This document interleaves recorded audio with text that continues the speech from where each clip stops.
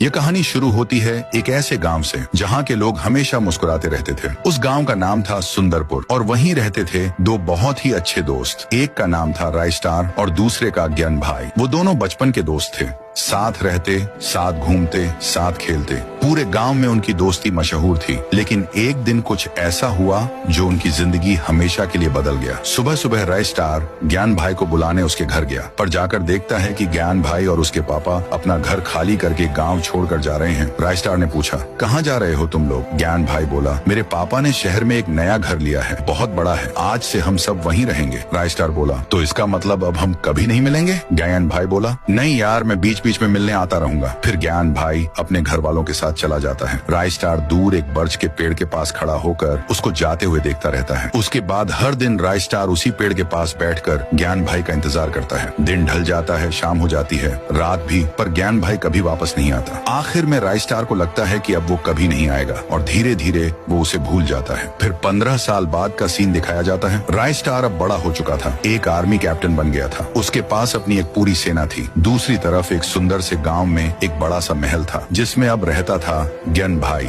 जो अब एक अमीर आदमी बन चुका था। उसके पास पैसों की कोई कमी नहीं थी, लेकिन एक मुश्किल थी जिसका नाम था विक्रम। विक्रम एक खतरनाक इंसान था। उसकी नजर ज्ञान भाई के पैसों पर थी। ज्ञान भाई इस वजह से हमेशा टेंशन में रहता था। फिर एक दिन वही होता है जिसका डर था। विक्रम और उसके गुंडे गांव पर हमला कर देते हैं। हर तरफ अफरा तफरी मच जाती है। गुंडे लोगों को मारने लगते हैं। ज्ञान भाई समझ जाता है अब उसका बचना मुश्किल है। वो तुरंत अपने एक आदमी से कहता है, इस गांव से बहुत दूर एक छोटा सा गांव है, वहाँ मेरा एक पुराना दोस्त रहता है, उसके पास जाओ और बोलो कि मुझे उसकी मदद चाहिए। वो आदमी बाइक लेकर निकल पड़ता है रायस्टार के गांव की तरफ। उधर दूसरी तरफ रायस्टार अपने आर्मी कैंप में सोल्जर्स को ट्रेनिंग दे रहा होता है। तभी एक लड़का आता है और कहता है, मुझे ज्ञान भाई ने भेजा है, हमारे गाँव में एक गुंडे ने हमला कर दिया है, अब सिर्फ आप ही हमारी मदद कर सकते हो। रायस्टार सब कुछ समझ जाता है और बिना समय गंवाए अपनी पूरी सेना लेकर निकल पड़ता है ज्ञान भाई को बचाने। इधर विक्रम ने ज्ञान भाई को पकड़ के जेल में डाल दिया होता है। विक्रम कहता है, अब तुझे कौन बचाएगा? तू गया।